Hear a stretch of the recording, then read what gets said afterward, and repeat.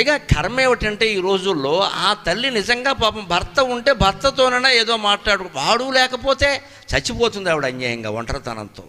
భార్య లేకపోతే భర్త పరిస్థితి ఏమిటండి? 60 ఏళ్ళు 70 ఏళ్ళు వచ్చాక భార్య పోతే అంతకంటే పెద్ద దౌర్భాగ్యం ఇంకోటి లేదండి. మగాడికి ముఖ్యంగా ఆర్థికమైన లోటు లేకపోతే ఆడవాళ్ళకి ఏదో నడిచిపోతుందండి. ఎందుకంటే వాళ్ళ కాఫీ వాళ్ళు కాచుకుంటారు, ఇంత ఉడకేసుకుంటారు. మా మగాళ్ళ బతుకులు ఏంటంటే అన్నిటికీ ఆడవాళ్ళ మీద ఆధారపడతాం. మాది పూర్వతరం, మాకు చేసేవాళ్ళే దొరికారు మా అదృష్టం కొద్దీ, మమ్మల్ని చేయనివ్వరు వాళ్ళు.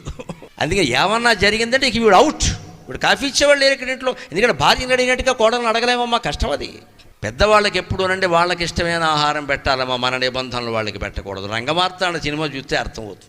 అందులో ప్రకాష్ రాజు కోడలో మీకు డైట్ ఫుడ్ తెచ్చాను పొద్దున్నే, నేను ఏదో పెద్ద కాస్త మనుషులు తినే ఫుడ్ పెట్టమ్మా అని చెబుతాడు. ఎందుకని ఆ ముసలాడు వాళ్ళకి 70 ఏళ్ళు 80 ఏళ్ళు ఉన్న వాడికి ఏదో పొద్దున్నే పులిహార తినాలని ఉంటుంది, పెసరట్టు తినాలి, ఉప్మా. నువ్వు వాడికి ఆరోగ్య సూత్రాలు చెబుతావు ఇక్కడ. వాడికంటే ఆరోగ్యం 10 ఏళ్ళ వాడికి చెప్పండి.